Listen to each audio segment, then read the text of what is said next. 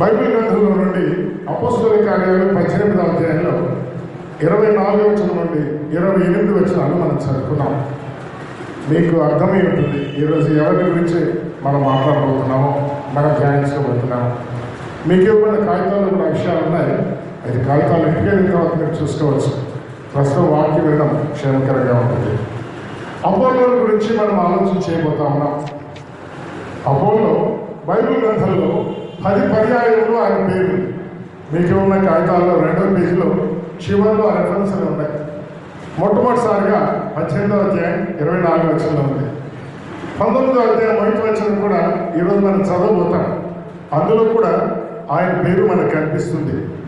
కొరింథీ పత్రికలో 7 పర్యాయములు ఆయన పేరు మనకు కనిపిస్తుంది. అందులో కూడా కొన్ని ఈరోజు మనం చూడబోతున్నాం.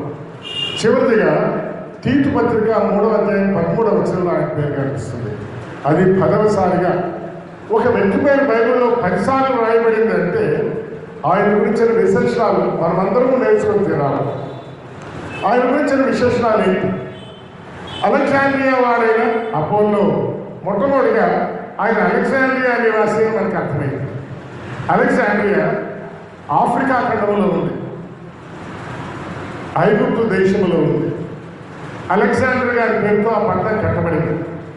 క్రీస్తు పూర్వం 300 సంవత్సరాల్లో అలెగ్జాండర్ గారు 330 నుంచి 323 దాకా 7 సంవత్సరాలు ప్రపంచాన్ని ఏకచేతాధిపత్యంగా పరిపాలించాడు.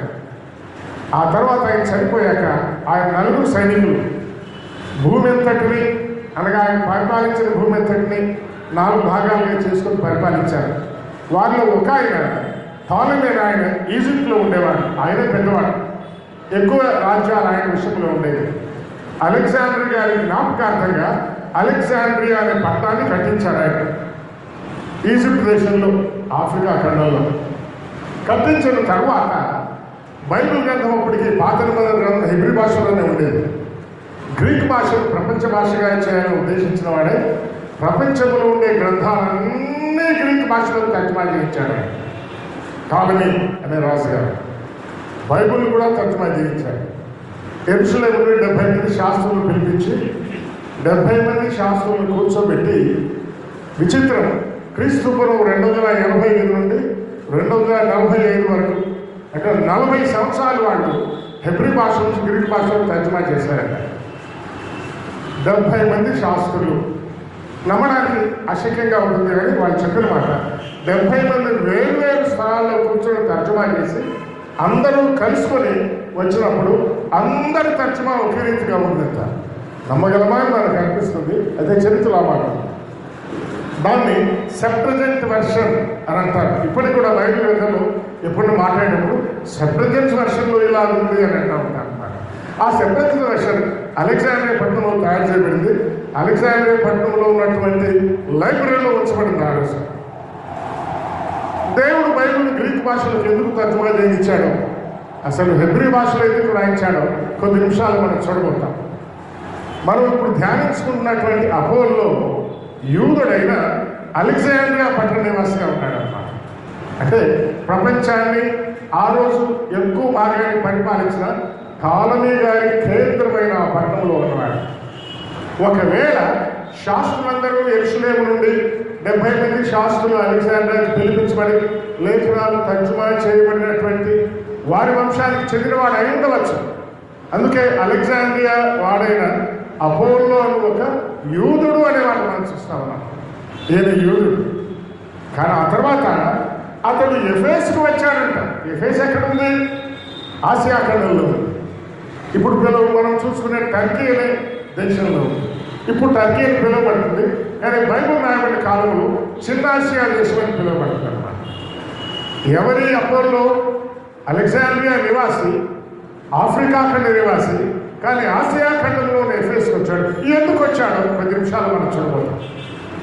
కానీ ముందుగా ఆయన విషయాలు మనం చూసినప్పుడు అతడు విద్వాంసుడు అనే మాట ఉంది. విద్వాంసుడు, విద్య అంటే మనకు తెలుసు. ఆ తర్వాత లేఖనముల యందు ప్రవీణుడు అనుంది. అంటే లేఖనముల విద్యను నేర్చుకున్న వాడైతే తర్వాత లేఖనం అనే మాట రావాల్సిన పని లేదు. లేఖనాల్లో విద్వాంసుడు అని ఉండాలి. కానీ అట్లా లేదు, విద్వాంసుడు అని. ఆ తర్వాత లేఖనాల్లో ప్రవీణుడు అని. అంటే విద్వాంసుడు అనేది లేఖనములు కానటువంటి విద్య సంబంధంగా ఆయన విద్వాంసుడు, అంటే సెక్యులర్ స్టడీస్లో విద్వాంసుడు. ఇంకా ఈ తలపును బలపరచడానికి నేను గ్రీక్ భాషలో ఈ పదం ఏముందో మీకు ఇచ్చిన కాగితాలు రాయించాను. గ్రీక్ అక్షరాలు పరిచయం ఉన్నవాడు దాన్ని చూడగలరు. ఐటమ్ 2లో ఉంచండి. ఏమనుంది?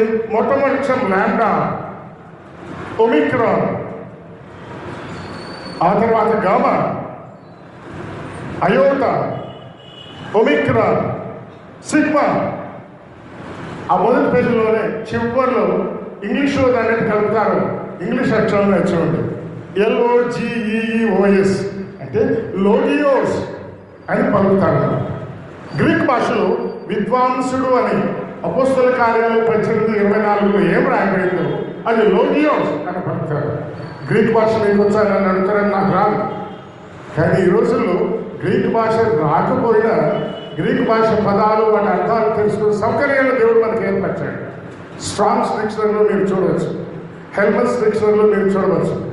ఇంకా సులభంగా ఇప్పుడు ఈస్వర్డ్ అయిన బైబుల్ ల్యాప్టాప్లో కానీ టేబుల్ టాప్లో కానీ ఇంగ్లీష్లో కింగ్ జేమ్స్ వర్షన్ డౌన్లోడ్ చేసుకుంటే ఇవన్నీ ఉంటాయి అన్నమాట. సెల్ ఫోన్లో కూడా డౌన్లోడ్ చేసుకోవచ్చు, మైస్వర్డ్ అని డౌన్లోడ్ చేసుకోవచ్చు. నా సెల్ ఫోన్లో ఉన్నాయి, నా ల్యాప్టాప్లో ఉన్నాయి, నా టేబుల్ టాప్లో ఉన్నాయి. కాబట్టి మీకు సాయం చేసేవాళ్ళు చాలామంది ఉన్నారు. అక్కడ గ్రీక్ భాషలోనే పదము చెప్పబడుతుంది, దాని అర్థాలు కూడా చెప్పబడతాయి. కనుక ఈ రోజుల్లో మనమెంతో ధన్యులు ఆలోచించండి. పాత నిబంధన కాలంలో అనగా కొంతకాలం క్రితం గ్రీక్ పదాలు అంటే గ్రీక్ భాష నేర్చుకునేవారు. చాలామంది వేదాంతులు గ్రీక్ భాష నేర్చుకునేవారు. ఇంకా కొంతకాలం క్రిందికి వెళ్తే అసలు భాషలు తెలియని దినాల్లో బైబుల్ చదువుకోవాలంటే వ్రాత లేని దినాల్లో బైహార్ట్ చేయాలన్నమాట. కొత్త నిబంధన రాయని దినాల్లో వ్రాత లిపి ఉండేది, కానీ పాత నిబంధన ఆదికాండం, నిర్గమాలేవి, సంఖ్యా, ద్వితీయోపదేశకాండంలో లిపి లేదు. మోషే కాలంలో లిపి వచ్చింది. మరి మోషే వరకు వారి వాక్యం నేర్చుకునే వాళ్ళంటే కంఠపాఠం చేసేవాడు. గురువు గారి శిష్యులు కంఠపాఠం చేయించేవాడు.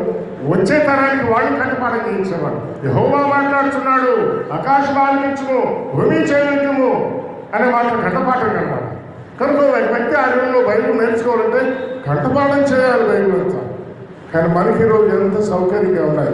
ఏ పాఠం అక్కర్లేదు. మన చేతుల్లో, మన జేబుల్లో, మనకున్న పరికరాల్లో వాక్యం అంతా అన్ని భాషలో కూడా ఉంటుంది. కనుక వారు నేర్చుకునే దానికంటే మీరు నేను ఎక్కువగా నేర్చుకోవచ్చు. మంచిది. ఈ లోగియస్ అనే పదము ఎన్ని అర్థాలు కలిగిన పదం వచ్చండి. లర్న్, నేర్చుకున్నవాడు, విద్య నేర్చుకున్నవాడు. స్కిల్ ఇన్ లిటరేచర్, వాంగ్మయంలో నేర్పరతనం కలిగిన వాడు. Well versed in history, verses అంటే ఒకటి తర్వాత వర్స్ అన్నమాట. చరిత్రను ఒకటి తర్వాత ఒకటిగా ఎరిగినవాడు. ఆ తర్వాత ఎలక్వెంట్, ఇంగ్లీష్లో చాలా తర్జుమాలు ఉన్నాయి. టుడేస్ ఇంగ్లీష్ వెర్షన్లో ఎలక్వెంట్ స్పీకర్ అని రాయబడింది అన్నమాట. ఇది మంచి వక్త, ఎన్ని గుణాలు కలిగిన వాడు చూడండి. ఇది అయిన తర్వాత లేఖనాల్లో ప్రవీణుడు. అంటే ముందున్న ఈ మాట విద్వాంసుడు లేఖనాల సంబంధమైనది కాదు, సెక్యులర్ స్టడీస్ అన్నమాట. అట్లయితే ఈరోజు మనం ధ్యానించే వ్యక్తి లోక సంబంధమైన విద్యను ఎన్ని రీతులుగా నేర్చుకున్నవాడు చూడండి. ఇప్పుడు మీకే అర్థమవుతుంది బైబిల్ ఎందుకు గ్రీక్ భాషలో దేవుడు రాయించాడని. ఒకే పదానికి ఇన్ని అర్థాలు ఉంటాయి. తెలుగులో ఒకే పదానికి ఇన్ని అర్థాలు కలిగిన పదం లేదు కాబట్టి మన వాళ్ళు విద్వాంసులు అన్నారు. ఇంగ్లీష్ బైబిల్ వాళ్ళు ఎలక్వెంట్ అన్నారు. మనకి వేరే ఏ బైబిల్లోనైనా స్కిల్డ్ ఇన్ లిటరేచర్ అని అలాంటి పదాలు వాడబడ్డారని మనం తెలియదు. కానీ మన వెలిగిన భాషలో చూస్తే ఒకే అర్థం కలిగిన పదాలు ఉన్నాయి. గ్రీక్ భాషలో ఒకే పదానికి అనేక అర్థాలు ఉంటాయి కాబట్టి దేవుడు కొత్త నిబంధన గ్రీక్ భాషలో రాయించాడు. పాత నిబంధనలు కూడా ఇందాక మనం చెప్పినట్టుగా క్రీస్తు పూర్వం 285 నుంచి 245 వరకు గ్రీక్ భాషలో తర్జుమా చేయించాడు. సెప్టెంబర్ వర్షాలు పిలువబడతాము. కనుక భాషలు దేవుని కార్యాలు వివరించడానికి సరిపోవని మనం అర్థం చేసుకుంటాం. ఈరోజు మన ముందున్న వ్యక్తి విద్యలో ప్రావీణ్యుడు, విద్వాంసుడు,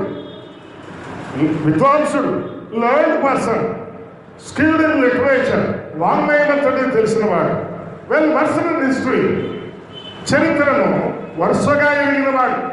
అందుకే మనం ఇందాక ఆఫ్రికా ఖండ నివాసి అనుకున్నాము. ఆసియా ఖండంలో ఉన్నటువంటి టర్కీ దేశం నుండి ఎఫెస్ వచ్చాడు. తెలుసు. ఆఫ్రికా ఎక్కడుంది, ఆసియా ఎక్కడుంది, ఐరోపా ఎక్కడుంది? 19వ అధ్యాయం బయటకు వచ్చిన చూడండి. అపోలో కొరింథులో ఉన్నప్పుడు జరిగిందేమోగా. కొరింథు ఎక్కడుంది? గ్రీస్ దేశంలో ఉంది. గ్రీస్ దేశం ఏ ఖండంలో ఉంది? ఐరోపా ఖండంలో. ఆఫ్రికా ఖండంలో నివాసి ఆసియా దేశానికి వచ్చాడు 1824. 1901లో ఐరోపా ఖండానికి వెళ్ళాడు. బైబిల్ రాయబడి దినాల్లో ప్రపంచంలో మానవులు పరిచయమైంది ఈ 3 ఖండాలే. ఆస్ట్రేలియా కానీ, ఉత్తర దక్షిణ అమెరికాలు కానీ, అంటార్కిటాలు కానీ ఆ రోజు మానవులకు తెలియదు. కానీ ఈయన ఆనాడు ప్రపంచానికి పరిచయమైన 3 ఖండాలు తిరిగినవాడు. ఒట్టిగా కాదు, ఎఫెస్కు చేంజ్ చేశాడు. ఎఫెస్కు వచ్చి దేవుని మార్గాన్ని వివరించాడు. కొరింథుకు చేంజ్ చేశాడు. కొరింథు పత్రికలో మనం చదివితే పౌలు గారు అన్నారు, నేను నాటిని సంఘాన్ని, అపోలో నీళ్లు పోసను అన్నాడు. ఐరోపా ఖండంలో సేవ చేశాడు, ఆసియా ఖండంలో సేవ చేశాడు, ఆఫ్రికా ఖండంలో సేవ చేశాడు. కానీ బైబిల్లో ఎక్కడ కూడా సువార్త సేవకుడికై ప్రత్యేకించబడిన సువార్థికుడు అని లేదు. మరి ఏ పని చేస్తున్నవాడో జీవనం కొరకే మనకు తెలియదు. కానీ మనం చదువుకున్న భాగములు విద్వాంసుడు బాగుగా చదువుకున్నాడు. రెండవదిగా లేఖనమయందు ప్రవీణుడు. మీరేమనుకోద్దండి, బాధపడదండి. ఈరోజు మన పిల్లలు విద్యలో విద్వాంసులుగా ఉండాలి మనం కోరుతా ఉన్నాం. లేఖనాలు వాళ్ళకి ఏమీ తెలియదు. ఈరోజు స్పెషల్ క్లాసులు పోయిన పిల్లలు చాలా మంది ఉన్నారు. మంగళవారం బైబిల్ ఇస్తుంది కంటే అన్న స్కూల్లోనే స్పెషల్ క్లాస్ పెడతారు, 7 దాకా అక్కడ కూర్చోబెట్టి వస్తారు, కాబట్టి అక్కడే ఉంటా ఉన్నాడు. విద్య నేర్చుకోవాలా? బేస్తవారం రాబట్టి మేమే బోధించడానికి ఉండాలా? మేము రావడం లేదు. శుక్రవారం రాను, ఎప్పుడూ రామే, ఆదివారం కూడా రాను. కనుక విద్యను నేర్చుకోవడానికి మనం ఎంత ఇంపార్టెన్స్ ఇస్తున్నామో అది తప్పనే చెప్పడం లేదు. మళ్ళా పిల్లలకు నేర్పించాలా. కానీ ఇంకో బ్యాలెన్స్డ్ స్టడీ. ఈయన జీవితంలో చూడండి, విద్వాంసుడిగా ఉన్నాడు, లేఖనములు ఏది కూడా ప్రవీణుడిగా ఉన్నాడు. చరిత్రలో కొన్ని విషయాలు మనం గమనించాలి. గ్రీక్ ఒలింపిక్స్ జరుగుతూ ఉంటాయి. హెన్రీ అనే ఒక ఆయన మంచి రన్నర్, 1 మైల్ రన్నింగ్ రేసులో పాల్గొనేవాడు, 4 మైల్స్ రన్నింగ్ రేసులో పాల్గొనేవాడు. ఫైనల్స్కి వచ్చే సమయానికి ఫైనల్స్ ఆదివారం ఉన్నాయి. నేను పాల్గొనను అన్నాడు. అందరూ బలవంతం చేశారు. టాప్కి వచ్చావు, గోల్డ్ మెడల్ నీదే. అది నా ప్రభు దినం, నా ప్రభువుకి ఇవ్వాలా, ఆయన ఆరాధించాలా, ఆయన వాక్యం నేర్చుకోవాలా, నాకు బహుమానం లేకపోతే పర్లేదు. ఈసారి 4 మైల్స్ రేసులో కూడా ఉన్నాడు అనుకున్నాం కదా, అది బుధవారం వచ్చింది. దాంట్లో పాల్గొన్నాడు. వరల్డ్ రికార్డ్ దేవుడు ఇచ్చాడు. అంతకుముందు ఎవరు ఎన్నడూ పరిగెత్తలేని తక్కువ సమయంలో పరిగెత్తి వరల్డ్ రికార్డులోకి వచ్చాడు. ఒకవేళ 1 మైల్ రేసులో ఉంటే వరల్డ్ రికార్డులోకి వచ్చిండేవాడు కాదు. బంగారు బతుకం వచ్చిండేది. కానీ దేవుని కొరకై, నా ప్రభు కొరకై ఆదివారం వచ్చింది. ఎవరు ఒప్పుకుంటారు దాన్ని? మనం ఒప్పుకుంటామని పిల్లలు చేస్తారని మనం కూడా ఒప్పుకోం. కానీ అలాగ జీవించిన వాళ్ళు ఉన్నారు. లేఖనాలకు ప్రాముఖ్యత ఇచ్చిన వాళ్ళు ఉన్నారు. ప్రభువుకు ప్రాముఖ్యత ఇచ్చిన వాళ్ళు ఉన్నారు. మనం చేయాలి. అప్పుడు నేను కూడా చేయలేమో నాకు అనిపిస్తుంది. చదువుకోవాలి, చదువు చదువు చదువు అంటున్నాం నిజమే. అయితే చదువుతో పాటు లేఖనముల యందు ప్రావీణ్యత. ఇలాంటి వారు ప్రభువుకు అక్కరగా ఉన్నారు. ప్రావీణ్యత అంటే సామాన్యమైనది కాదు. మళ్ళా ప్రావీణ్యత అంటే బైబిల్ గ్రంథంలో ప్రావీణ్యత అది సులభంగా వచ్చేది కాదు. బైబిల్లో కొన్ని మాటలు నేను మీకు రాయించాను, అందులోనే రాశాను. మొట్టమొదటి యెషయా గ్రంథం 34:16 యెషయా గ్రంథమును పరిశీలించి చదవండి అని ఉంది. చదవండి అనే మాట నేను మార్చి పఠించండి అని పెట్టుకుందాం అనుకున్నాను. పఠించండి, పరిశీలించండి. పఠించడం, పరిశీలించడం సామాన్యమైనవి కాదు. తర్వాత అపోస్తలుల కార్యాలు 17:11 బెరయా సంఘం గురించి మాట్లాడుతూ ప్రతిదినము లేఖనము పరిశోధించిరి, పఠించిరి, పరిశీలించిరి, పరిశోధించిరి. అబ్బో, ఎప్పుడు? ప్రతిదినము. ఒక ఆదివారం మాత్రమే కాదు, ప్రతిదినం. ప్రతిదినం. యెజ్రా గ్రంథం 7వ అధ్యాయం 6వ వచనంలో యెజ్రా గురించి మాట. ఈ యెజ్రా ధర్మశాస్త్రమందు ప్రవీణత కలిగిన వాడు. ప్రవీణ్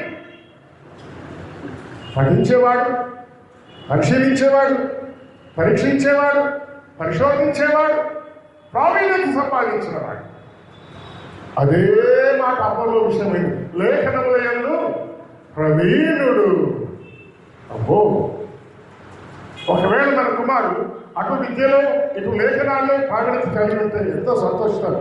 కానీ మన ప్రియాన్ని ఎంతసేపు విద్య విద్య విద్య విద్య విద్య, లేఖనాలు ఏమీ తెలియని వాళ్ళు పిల్లలు చాలా ఉంటారు. పిల్లలు మనకు కూడా తెలియదు. బైబిల్లో ఎక్కడుందో ఏమి తెలియదు, ఏ గ్రంథం ఎక్కడుందో తెలియదు, ఏ గ్రంథంలో ఎన్ని అధ్యాయంలో తెలియదు, ఏ విషయం ఎక్కడుందో మనకు తెలియదు. అనంతపురంలో పలానా అంగడి ఎక్కడుందో తెలుసు, జిలేబీ ఏ గంటలో దొరుకుతుందో మనకు తెలుసు, అప్పులు ఎక్కడ దొరుకుతాయో మనకు తెలుసు. కానీ బైబిల్లో ఏ విషయం ఎక్కడుందో తెలియదు. కారణం ఏంటంటే పట్టణంతో మనకున్న పరిచయము బైబిల్తో మనకున్న పరిచయం కంటే ఎక్కువగా ఉన్నారు.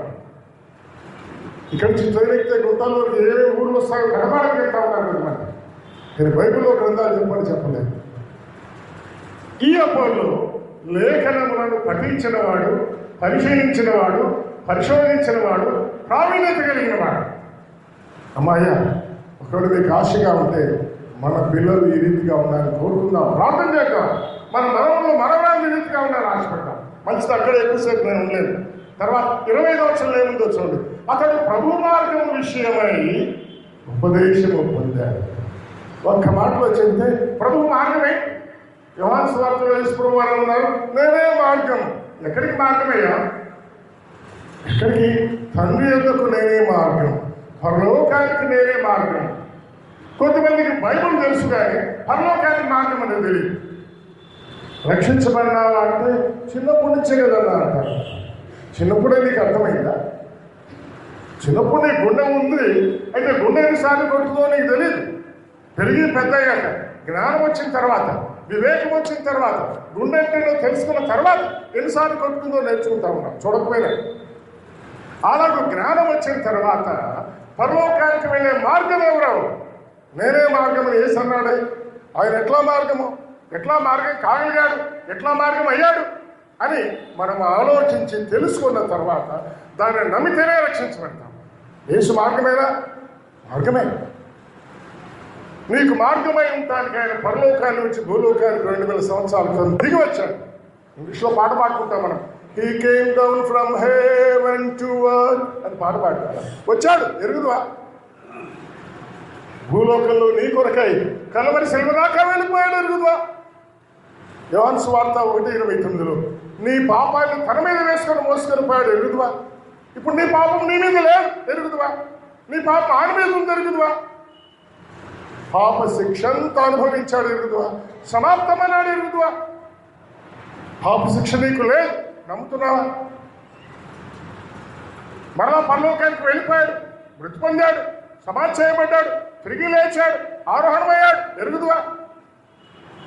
మరలా నీ కొరకు వస్తాడు, ఎరుగుదువా? చాలా కాలం క్రితం అనంతపురంలో ఒక క్రైస్తవుడే బాగుండేంటి చూడడానికి. సార్, యేసు ప్రభు వస్తాడు అని చిన్నప్పటి నుంచి నేను చెప్తా ఉంటే విన్నాను. ఏది ఏడొచ్చినాడు ఆయన? అసలు ఆయన నమ్ముతున్నాడో లేదో అనిపిస్తుంది. క్రైస్తవుడే, చిన్నప్పటి నుంచి వింటున్నాడు. ఇలాంటి వాళ్ళు చాలా మంది ఉన్నారు. వాళ్ళ హృదయంలో విశ్వాసం లేదు. నీ హృదయంలో ఉందా? పుట్టినప్పుడే విశ్వాసం రాదు. ఇతడు లేఖనముల యందు ప్రవీణుడు అని 24వ వచనంలో ఉంది. 25వ వచనములో ప్రభువు మార్గము విషయమై ఉపదేశము పొందాడు. పరలోకానికి మార్గమైన యేసు ప్రభువుని గురించిన సంగతులు ఎరిగాడు. ఉపదేశం పొందాడంటే రక్షించబడ్డాడు అనే ఒక మాటలో మనం అర్థం చేసుకోవచ్చు. ఎవరినైనా ఎప్పుడైనా కలుసుకున్నప్పుడు ఫస్ట్ ప్రశ్నదే అడుగుతూ ఉంటాం మేము. అది నేను ఒక ఆయన నుంచి నేర్చుకున్నాను. కర్నూలులో మేము ఉద్యోగం చేసే దినాల్లో ఒక రిలీజియస్ కాన్ఫరెన్స్ జరిగింది. దానికి ఒక బిషప్ గారు, తర్వాత డేమ్లీ చైర్మన్ గారు వాళ్ళు వచ్చారు. మాతో ఉన్న విశ్వాసం ఒక ఆయన, ఈయన మన డేమ్లీ చైర్మన్ గారు పరిచయం చేస్తే రక్షించబడ్డావా అన్నాడు. ఆయన తల తీసుకెళ్ళి పెట్టినట్టుగా ఉందన్నమాట. నేనే సవరించుకొని ప్రభు నమ్ముకున్నాడు లేదా, కలెక్టర్ అయినా ముందు నేను అదే అడుగుతా అన్నాడు ఆయన. అవును, ఎవరైనా రక్షించబడాల్సిందే. బిషప్లు రక్షించబడాల్సిందే, నిర్ణయం రక్షించబడాల్సిందే, ఎవరైనా రక్షించబడాల్సిందే. లేఖనాల్లో ప్రవీణ తెలియకుండా అయినా నువ్వు కూడా రక్షించబడాలి. ప్రభువు మార్గాన్ని ఎరిగిన వాడవై ఉండాలి. ఎరిగావా? చాలా మంది జవాబు మా నాయన కాలం నుంచే. ఆయన అన్నదంటే నీ కడుపు నిండుతుందా? నువ్వు ఆకలితో తెస్తావు. నా మాటలు కష్టంగా ఉంటే ఏమనుకోకండి, కానీ అర్థం చేసుకోవడానికి నువ్వు రేపు దాని మాట చెప్తావు. నీ జీవితంలో తీర్మానం చేసుకున్నావా? ప్రభు మార్గాన్ని ఎరిగావా? ఎప్పుడు ఎరిగావు? అదొక స్పష్టమైన అనుభవం అయిందా? నువ్వు ఎవరైనా కావచ్చు, పెద్దలు కావచ్చు, చిన్నవి కావచ్చు, ఎవరైనా కావచ్చు. ఒకసారి నేను విన్నాను, అసలు ఆయన రక్షణ ఉందా అన్నాను. లేదు. రక్షణ మరి సంఘంలో ఉన్నాడే, ఉన్నాడు, వస్తున్నాడు, పోతున్నాడు. ఎందుకు వస్తున్నాడు, ఎందుకు పోతున్నాడు? రక్షణ ఉందా? ప్రభువు మార్గముని ఎరిగావా? ఈరోజు మనం ధ్యానించే పనులు ప్రభువు మార్గము విషయమై తెలుసుకున్నవాడు, అంగీకరించినవాడు, రక్షించబడ్డాడు. ఇది తేటైన అనుభవం మనలో ఉండాలి. లేకపోతే ఇక్కడ అయిపోదాం మనం. ఇక ముందు కూడా పోసిన పర్లేదు. తెలుసుకుందాం ఈ విషయాన్ని. ఒకవేళ మీకు ఇష్టమైతే వ్యక్తిగతంగా మమ్మల్ని కలుసుకోండి, ఏమి సిగ్గుపడక్కర్లేదు. రండి, మాట్లాడుకుందాం, విషయాన్ని వివరంగా తెలియపరుస్తాం. సగంలో సమయం ఉండదు. 45-50 నిమిషాల కంటే ఎక్కువసేపు మేము మాట్లాడలేదు కాబట్టి వివరంగా చెప్పలేకపోవచ్చు. వ్యక్తిగతంగా ఎప్పుడైనా కలుసుకోండి, రండి, వివరంగా మాట్లాడుకుందాం. దీని విషయమై పరిష్కారం చేసుకుందాం. ప్రభువు మార్గము విషయమై ఎరిగావా? నేనే మార్గం, నా ద్వారానే తప్ప ఎవరు తండ్రి ఎందుకు రాలేదు, పరలోకానికి రాలేదు. పరలోకానికి ఎవరు ఆశ్రయిస్తుందా? ఆ మార్గాన్ని ఎరుగుదువా? ఎరిగిన వారమై మనం ఉండాలి. ఖచ్చితంగా ఎరిగిన వాళ్ళమై ఉండాలి. దయచేసి మమ్మల్ని కలుసుకున్న తర్వాత వివరంగా మీకు చెప్పడానికి ఇష్టపడుతున్నాం. మంచిది. తర్వాత ఉన్న మాట ఏంటో చూడండి. అతడు ఆత్మయందు తీవ్రపడి యోహాను బాప్తిసం మాత్రమే తెలుసుకున్నాడంట. ఆ రోజుల్లో సంపూర్ణమైన బైబిల్ గ్రంథం లేదు, పాత నిబంధన మాత్రమే ఉంది. యోహాను గారు ఆ దినాల్లో వచ్చాడు. యేసు ప్రభువు లోకానికి రాబోతున్నాడు. పైలట్ లాగా యేసును పరిచయం చేసి వెళ్ళిపోయాడు. అపోల్లో ఆసక్తులు మాత్రమే ఎరుగును కానీ లేఖనములు సంపూర్తిగా ఎరిగినవాడు కాదు. మరి విద్వాంసుడు కదా, పాత నిబంధనలో విద్వాంసుడు. ఈరోజు రక్షించబడిన వాళ్ళు చాలా మంది కూడా లేఖనములు ఏమి చెప్తున్నాయో తెలియదు. రక్షించబడిన తర్వాత సంఘంలో చేర్చబడుతున్నారా అనే విషయం తెలియదు. సంఘంలో ఏం చేయాలో తెలియదు. అపోస్తల కాలం ఉండాలి. వీరు అపోస్తల బోధ అయింది, రావాలా అన్న బోధకు అని అడిగే వాళ్ళు ఉన్నారు. చాలా కాలం క్రితం టీవీ లేనప్పుడు రేడియోలో వర్తమానం వచ్చింది. ఒక మంగళవారం ఒక ఆయన కనపడ ఏమంటే, నేను జోషి గారి వర్తమానం వస్తూ ఉంటే విన్నాను నా రేడియోలో అన్నాడు. అంటే జోషి గారి కంటే మీరు ఎక్కువ చెప్తారా ఇక్కడ అన్నట్టుగా అన్నమాట. నిజమే, దానికి జవాబు చెప్పలేదు. కానీ ఆ తర్వాత ఉన్న మాట మీరు చదివారా? అపోస్తల బోధ అయిందును, తర్వాత ఏముంది? సహవాసముందును, సహవాసంలో ఉండాలి. నువ్వు రేడియో దగ్గర కూర్చొని వింటున్నాను కాదని మనం చెప్పలేం, కానీ సహవాసం కూడా బైబిల్లో ఉంది. మరి దీని సంగతి అపోస్తల బోధ అయింది, సహవాసం ఉంది, రొట్టె విడిచుడైంది. దీనికి వస్తా ఉన్నాను ఆదివారం, ప్రార్థన చేయకండి శుక్రవారం మాత్రం రానన్నా. అపోస్తల బోధ మంగళాభ్యాస రానన్నా. బోధ ఎడతెగక ఉండేది. దేవుడు అడుగుతాడా? నిన్ను అడుగుతాడు. ఎడతెగక ఉన్నావారైనా లేవంటే ఎందుకు లేదు? దేవుడికి ఏం జవాబు చెప్తారు? ఈ విషయం తెలియని వాళ్ళు చాలా మంది ఉన్నారు. సంఘానికి వచ్చిన తర్వాత సంఘము ఎఫ్సి పత్రిక 4:13 ఉంది. సంఘములో పరిశుద్ధులు సంపూర్ణులు కావాలి. సంఘము పరిపూర్ణులు కావడానికి ఆయన కొందరు అపోస్తలుని ఇచ్చాడు, కొందరు ప్రవక్తలను ఇచ్చాడు. ఈరోజు వాళ్ళు లేరు, వాళ్ళ కాలం అయిపోయింది. సువార్తికులను ఇచ్చాడు, కాపరులు ఇచ్చాడు, ఉపదేశకులు ఇచ్చాడు. ఎన్నిసార్లు కాపరులు అంటే కాపరు లేడా మన సంఘానికి ప్రశ్నించేవారు ఉన్నారు. పెద్దలే కాపరులు. 4 రకాల పేర్లతో బైబిల్లో పిలువబడుతున్నారు. పెద్దలు, కాపరులు, అధ్యక్షులు, పై విచారణ చేయవారు. ఇంగ్లీష్లో ఈ మాట పెద్దలంటే ఎల్డర్స్ అని ఉంది. గ్రీక్ భాషలో ప్రిసిబిటర్స్ అని ఉందన్నమాట. ప్రిసిబిటర్. కాపర్లు కాపర్లు అంటే మేత పెట్టేవాడు కదా, గ్రీన్ పాస్చర్స్ అంటా ఉంటానే, అందుకే పాస్టర్ అనే పదం ఇంగ్లీష్లో ఉంది. గ్రీక్ బైబిల్లో పోయిమెన్ అని ఉందన్నమాట. అధ్యక్షులు అంటే వీళ్ళే ఏ కార్యక్రమం సంఘంలో జరిగినా అధ్యక్షులుగా నడిపిస్తారు. వీళ్ళు లేకుండా జరిగిన సంఘ కార్యాలు గుర్తుంచుకోండి. మేము చేస్తా ఉన్నాం, అది సంఘానికి సంబంధం ఉండదు. అధ్యక్షులు ఇంగ్లీష్ బైబిల్లో బిషప్స్ అని, గ్రీక్ బైబిల్లో ఎపిస్కోపోస్ అని. ఎపిస్కోపోస్ పై విచారణ చేయవారు, ఓవర్సియర్స్ అని ఇంగ్లీష్ బైబిల్లో ఉంది. గ్రీక్ బైబిల్లో వీళ్ళని కూడా ప్రిసిపిటర్స్ అని ఉందన్నమాట. ఈ వివరాలు నేను రాసిన పుస్తకంలో, సార్వత్రిక పత్రికల పుస్తకంలో చివరిలో సంఘాన్ని గురించి వివరాలు ఇచ్చాను. ఆ బుక్స్ మా దగ్గర ఉన్నాయి.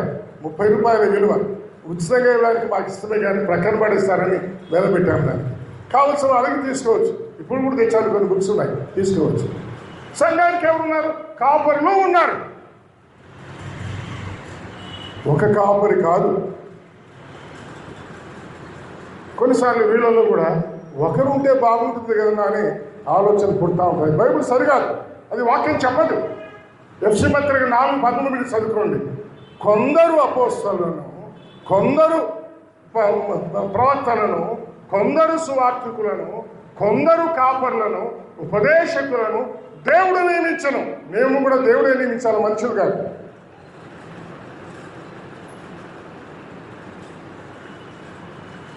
లేఖనాల్లో తీవ్రతగా ఉండేవారు ఉన్నారు, కానీ అయితే కొన్ని విషయాలు తెలుసు, సంపూర్ణ విషయాలు తెలియదు. అపోల్లో అలాంటి వాడుగా ఉంటాడు. మరి ఏమైంది? 26వ వచనం, ప్రిస్కిల్లాకులా విని అతనిని చేర్చుకొని దేవుని మార్గమును మరి పూర్తిగా అతనికి విషపరిచిరి. కొద్దిమందికి ఎంత చెప్పినా ఇష్టం ఉండదు, వినరు అసలు. కానీ అపోల్లో చూడండి, విషపరిస్తే నేర్చుకుంటా ఉన్నాడు. నేర్చుకునే మనసు నీకు నాకుందా? నేర్చుకోవాలి, జీవితకాలంతో నేర్చుకోవాలి. ఆంధ్రప్రదేశ్లో సుప్రసిద్ధమైన ఒక ప్రసంగికుడు ఉండేవాడు. ఆయన ఎప్పుడన్నా ఏమి రాసిన కింద ఒక బైబిల్ విద్యార్థిని అని రాసేవాడు. ఎవరంటే ఆయన విద్యార్థి, జీవితకాలంతో విద్యార్థి, జీవితకాలంతో నేర్చుకోవాలి. కొద్దిమందికి నేర్చుకునే మనసే ఉండదు, ఎంతసేపు నేర్పిద్దామని ఉంటుందన్నమాట. నిజమే, నేర్పించే వయసు వచ్చేటప్పటికి నేర్చుకునే మనసు పోతుంది చాలామంది. కానీ గుర్తుంచుకోండి, బైబిల్ మాత్రం జీవితాంతం నేర్చుకుంటానే ఉండాలి. ఏమి చెబుతా ఉంటుంది దేవుని వాక్యం? బైబిల్ చెప్పేదే మనకు, ఇంక ఎవరు చెప్పింది కాదు, వాళ్ళు ఎంతటి వాళ్ళని కావచ్చు. అపోస్తలుల కార్యం 17:11 నేను ఇందా చెప్పాను కదా, పౌలు బోధిస్తుంటే బెరే సంఘస్థులు ఇంటికి వచ్చి లేఖనములు అలాగున్నవో లేవో అని ప్రశ్నించారు, పరీక్షించారు. పౌలు లాంటి వాడు చెప్తే కూడా గుడ్డిగా నమ్మకూడదు. ఉంటాయి వాళ్ళు ఎవరైనా కావచ్చు. బైబిల్ అడుగుతుంది చెబుతుందా? వరపుసాల పుస్తకం రాసినాడా? నమాజ్ పనిలేదు, బైబిల్ చెప్తుందా లేదా? రాజారావు రాసినారా? నమాజ్ పనిలేదు, బైబిల్ చెప్తుందా లేదా? ఇంకోరు రాసినారా? బైబిల్ చెప్తుందా లేదా? లేఖనాలు పరిశోధించారు. అలాంటి పరిశోధన తక్కువైందే కాబట్టి ఆమె చెప్పినాడు, ఈమె చెప్పినాడు, రేడియోలో చెప్పినాడు, టీవీలో చెప్పినారని నానా రకాలుగా చల్లారు. వాక్యము నేర్చుకుందామని ఆశ ఉందా? ప్రిస్కిల్లాకుల దేవుని మార్గంను మరి పూర్తిగా విషయపరిస్తే అపోలో నేర్చుకోవడానికి ఇష్టపడ్డాడు, నేర్చుకున్నాడు. కాబట్టి 27వ వచనం, తరువాత అతడు అక్కయ్యకు పోదలిచినప్పుడు అతనిని చేర్చుకోవాలని సహోదరులను ప్రోత్సాహపరుస్తూ ప్రిస్కిల్లాకుల లెటర్ రాసి అపోలోకి ఇచ్చి అక్కయ్యకు, అంటే గ్రీస్ దేశానికి పంపించారు. 19వ అధ్యాయం 1వ వచనంలో అతడు కొరింథుకు వచ్చేసాడు అని అన్నమాట. కొరింథుకు వచ్చాడు. వచ్చి ఏం చేశాడంట? నేను 10వ పాయింట్ అని పెట్టాను, 20వ వచనం. అతడు అక్కడికి వచ్చి కృపచేత విశ్వసించిన వారికి చాలా సహాయం చేశాడు. ఈ రోజుల్లో చాలా సహాయం చేసేవారు అవసరంగా ఉన్నారు. బహు కొద్ది మంది ఉన్నారు వాక్యముల అనుభవం కలిగిన వాళ్ళు. వాళ్ళు వాడుకోండి, వాళ్ళు పిప్పి చేయండి కావాలంటే. రాబోయే తరానికి వాక్యం అంటే ఏంటో మీరు నేను అందరం ఎరగవలసిన వాళ్ళకున్నాం. కొరింథీయులకు ఆత్మీయ సత్యాలు నేర్పించిన వాడు అపోల్లో. 28వ వచనం, యేసే క్రీస్తు అనే లేఖనము ద్వారా దృష్టాంతపరిచి యూదుల వాదములను బహిరంగముగాను గట్టిగాను ఖండించాడు. తప్పు వాదాలు చాలా ఉన్నాయి, యూదులకే ఉన్నాయి, ఈరోజు క్రైస్తవులకే ఉన్నాయి. ఏది తప్పో ఏది సరో నేర్చుకోవాలి. దేవుడు నీకు నేర్పించిన సత్యాలు, బైబిల్ సత్యాలు ఎవరు నేర్పించడం కాదు, క్షుణ్ణంగా వాక్యములో ఏముందో దాన్ని మనం నేర్పించేవాళ్ళం. కొరింథీలో నేర్పించాడు. తర్వాత పౌలు కొరింథీయులకు పత్రిక రాస్తూ 3వ అధ్యాయం కొరింథీ పత్రిక 6వ వచనం అన్నాడు, నేను నాటి తిని అపోల్లో నీళ్లు పోసాను. ఒక్క క్షణం ఆలోచన చేయండి. నాటే పని సులభమా, నీళ్లు పోసే పని సులభమా? నాటేది ఎన్ని రోజులు నాటుతారు? మీరేం చెప్పడం లేదు. నాట్లు ఎంతకాలం ఉంటాయి? 1 రోజు 2 రోజులు ఉంటాయి. నీళ్ళు పోసేది ఎంతకాలం ఉంటుంది? ఒకే రోజేనా? నీళ్లు పోయడం చాలా కాలం, ఫలం వచ్చేంత వరకు నీళ్లు పోస్తా ఉన్నారు. కనుక కొరింథీ సంఘాన్ని కట్టినవాడు పౌలే. కానీ ఆయనే ఒప్పుకుంటామనేమని అపోల్లో నీళ్లు పోసాడు. అయితే సైతాన్ కొన్నిసార్లు పౌలుకు అపోల్లోకు పఫ్స్ లాగా ఉప్పించి మీరే కదా అని చెప్తాడనమాట. కానీ పౌలు అంటే పఫ్ అయ్యేవాడు కాదు. ఏమన్నాడు ఆయన? వృద్ధి కలుగు చేసిన వాడు దేవుడే. అప్పో ఎంత తగ్గించుకున్నాడు. మనం ఇంట్లో నేనే కదండి మాంసం ఇచ్చింది, నేనే కదండి అది చేసింది, నేనే కదండి ఇది చేసింది అంటా ఉంటాడు. తర్వాత ఇంకో మాట ఉన్నాడు, ప్రతివాడు తాను చేసిన పని కొరకు జీతం కూడా పుచ్చుకున్నాడు. దేవుడు నీకు జీతం గురించి పంపించేస్తాడు అక్కడి నుంచి. వృద్ధి అనేది ఆయనకు మాత్రమే చెందుతుంది. నేను ఎవరు క్లెయిమ్ చేసుకోవడానికి వీల్లేదు. కానీ ప్రయాస మాత్రం పడాలి. నేను నాటి తిని అపోల్లో నీళ్లు పోసాను. నీళ్లు పెట్టే రైతులు నేను ఎదురు. నేను వ్యవసాయం చేయలేదు, కానీ ఇక రైతు కుటుంబానికి చెందిన వాడిని. ఒక చిన్న పల్లెటూరు మాది. పగులెప్పుడు కరెంట్ ఉండదు, రాత్రి కరెంట్. రైతులు పోయి పొలంలోనే పడుతూ ఉంటారు. ఆ స్టార్టర్కు తాడేసి కట్టేసి ఉంటారు. కరెంట్ ఎప్పుడు వచ్చారా అని. కరెంటు వచ్చిందా లేస్తారు. చీకట్లోనే అన్ని కాలువలు తీసుకుంటా నీళ్లు కడతా ఉంటారు. రాత్రి అనక పగలనక నిద్ర లేకుండా నీళ్లు కట్టాలి. కడితేనే పొలం వచ్చేది. నీళ్లు పోసే పని, నీళ్లు కట్టే పని చాలా కష్టమైన, అపోల్లో కష్టమైన పని చేసినాడు. సంఘం కొరకే మీరు నేను కష్టపడాలి. ఆధిక్యతల కొరకు వాటి కొరకు కాదు, పని కొరకే కష్టపడాలి. దేవుని పని సులభమైంది కాదు. కొన్నిసార్లు ఆరోగ్యాలు దెబ్బతింటాయి. ఆరోగ్యాలు పణంగా పెట్టాలి. నీ డబ్బు, నీ సమస్తం, నీ సమయం అంతా పణంగా పెట్టాలి. నీ జీవితం అంతా పణంగా పెట్టాలి. ప్రభుదాస్ అంకుల్ ఒక మాట అనేవాళ్ళు, నేను వాక్యం చెప్తా పడిపోవాలని ఆశిస్తా ఉన్నాను ప్రసాద్ నాకు చాలాసార్లు. చివరి మాట కూడా వాక్యంతోనే ముగించాల. దేవుని సంఘము కొరకే, ప్రభు దేని కొరకే ప్రాణం పెట్టాడు, మీరు నేను దాని కొరకే ప్రాణం పెట్టాలి. అయితే పని విషయమై ప్రాణం పెట్టాలి, వేరే దాని కొరకు కాదు. పని చేయాలా. వృద్ధి కలిగి చేసిన వాడు దేవుడేని ఘనతా మహిమంతా ఆయనకి అప్పగించి మనం మౌనంగా ఉండాలి. అపోల్లో అలాంటి వాడు. కానీ కొరింథీ సంఘంలో తొందరలు వచ్చినాయి. ఒకడేమో నేను పౌలు వాడిని అన్నాడు. అందుకే 7 పర్యాయాల అపోలో పేరు, 6 పర్యాయాల అపోలో పేరు అయిందా చెప్పాను కొరింథీ పత్రికలోనే. ఒకడు నేను పౌలు వాడిని అన్నాడంట, ఒకడు నేను అపోలో వాడిని అన్నాడంట, ఒకడు నేను పేతురు వాడిని అన్నాడంట, ఇంకోటి నేను మీ అంతగా నేను క్రీస్తు వాడిని అన్నాడంట. నేను క్రీస్తు వాడిని అనే బదులు వాడేమో మనమందరము క్రీస్తు వాళ్ళం కదయ్యా అనే మాట మనకు రాదు. నేను అంటా ఉన్నాడు. ఇవన్నీ మానుకోవాలి. ఆ తర్వాత 16వ అధ్యాయం దాకా అపోలో పేరు కనిపించింది. పౌలు గారు అపోలో కొరింథీకి వెళ్తామంటే నేను కోరన్నా ఈ సమయంలో వాళ్ళు ఇట్లా ఉంటే అన్నాడు. 16వ అధ్యాయంలో ఆ మాట మనం చూడగలం. 12వ వచనంలో మళ్ళా వెళ్తాను లేదా అన్నాడంట. అదే పౌలు రాశాడు. ఇప్పుడు అపోలోకి మనసు లేదు మీ దగ్గర రావడానికి. మరలా వస్తా అన్నాడు. తప్పుకు వస్తాడులే, మీరు దిద్దుకోండి, మీరు సవరించుకోండి, మీరు క్రమంలోకి రండి అని 16 అధ్యాయాలు కలిగిన మొదటి పత్రిక, 13 అధ్యాయాలు కలిగిన 2వ పత్రిక కొరింథీకి రాశాడు పౌలు. బైబిల్లో తర్వాత ఏమైందో వ్రాయబడలేదు, కానీ సంఘ చరిత్రలో ఉంది. తర్వాత ఒకే మాట అపోలోని గురించి ఉంది. మనం చెప్పుకున్న తీతు పత్రిక 3:13లో. తీతు పత్రిక అంటే తీతు ఇప్పుడు క్రేతు ద్వీపంలో ఉన్నాడు, ఆసియా ఖండంలో ఉన్నాడు. కానీ అపోల్లో కూడా ఆసియా ఖండంలో ఉండే క్రేతుకు వచ్చాడు. కొరింథీలో సమస్యలు ఉన్నప్పుడు కొరింథీకి దూరంగా ఉన్నాడు.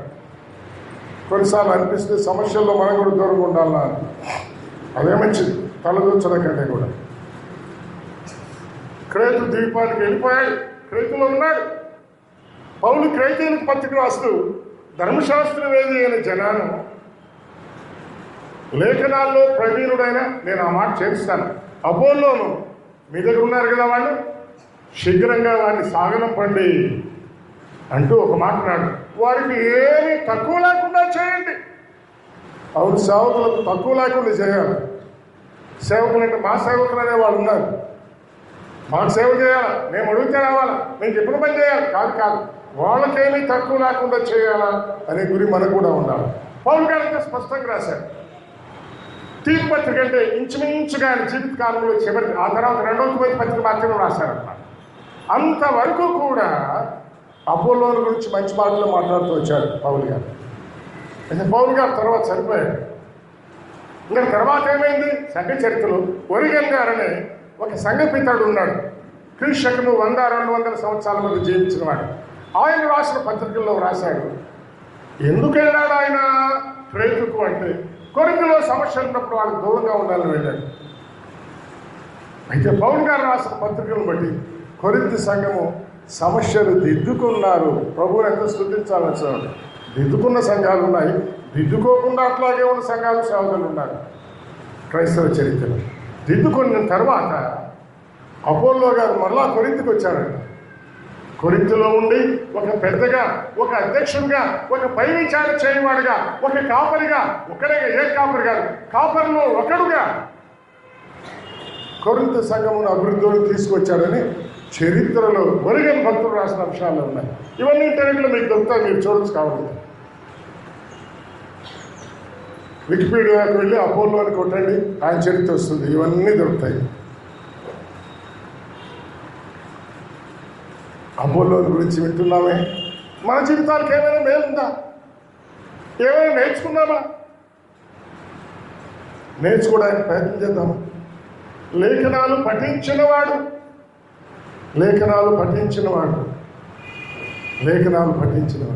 ఒకసారి ఒక దైవ సేవకుడు ఒక ఇంటికి వెళ్ళి ప్రార్థన చేద్దామన్నప్పుడు, అమ్మ బైబిల్ తెచ్చుకుంటే బైబిల్ తెరిస్తే బైబిల్లో దుబాయనం అంటే, ఏందమ్మా బైబిల్లో దుబాయనం అంటే, అయ్యగారు నేను దుబాయ్ కోసం 6 నెలల నుంచి వెతుకుతా ఉన్నాను, ఇప్పుడు బైబిల్లో కనపడింది అనేది. అంటే 6 నెలల నుంచి దుబాయ్ ఎక్కడ ఉంది? బైబిల్లో ఉంది. అంటే ఈమె బైబిల్ ముట్టుకుంది 6 నెలల నుంచి అని అనుమానం. ఆయన స్టన్ అయిపోయినాడు. బైబిల్లో ఉండే దుబాయ్ 6 నెలల నుంచి కనపడలేదా? ఇంకో ఆయన తమాషగా చెప్పేవాడు, బైబిల్ కామంటే గూట్లో తీసి టబుల్ తీసుకొని దుమ్ము దులుపుతా ఉన్నది ఒక ఆమె.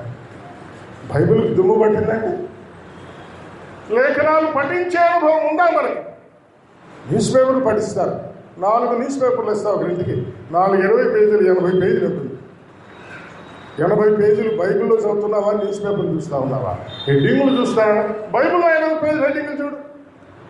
పేపర్ చదవద్దని నేను చెప్పను, కానీ దేవుని వాక్యం పఠించే అనుభవం మనకి ఎంతగా ఉంది. ఇందాక మనం చదువుకున్న యెషయా గ్రంథంలో ఎట్లా చదువుకోవాలి? పరిశీలించి చదువుకోవాలి. ఎజ్రా గ్రంథంలో చదువుకున్నాం కదా, అపోస్తలుల కార్యాలు 17-11 చదువుకున్నాం. ఏం చదువుకున్నాము? పరిశోధించి చదువుకోవాలి. ఎప్పుడు చదువుకోవాలి? ప్రతిదినము పరిశోధించాలి.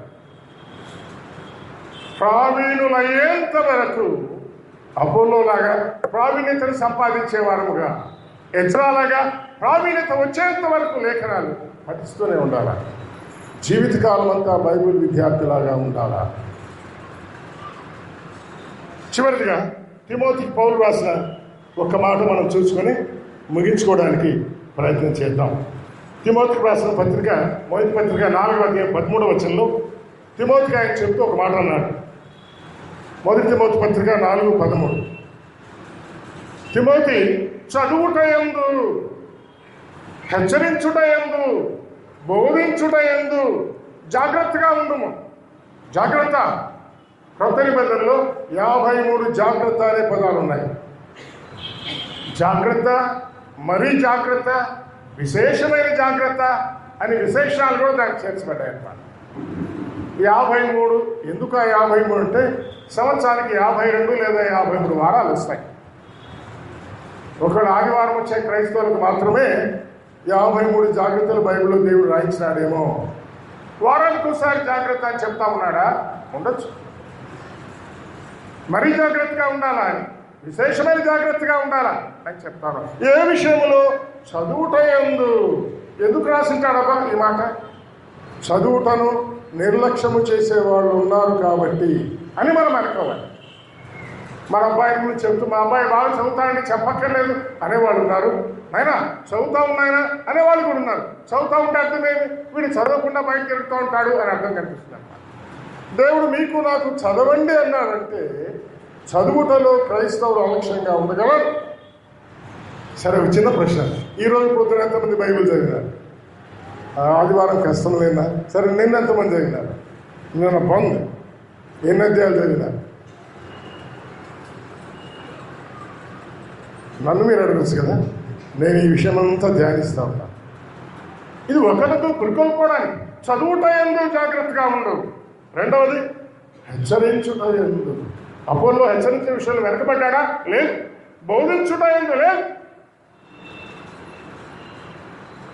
అందుకే నేను 2వ పేజీలో చివరిలో ఆ మాట కూడా రాశాను.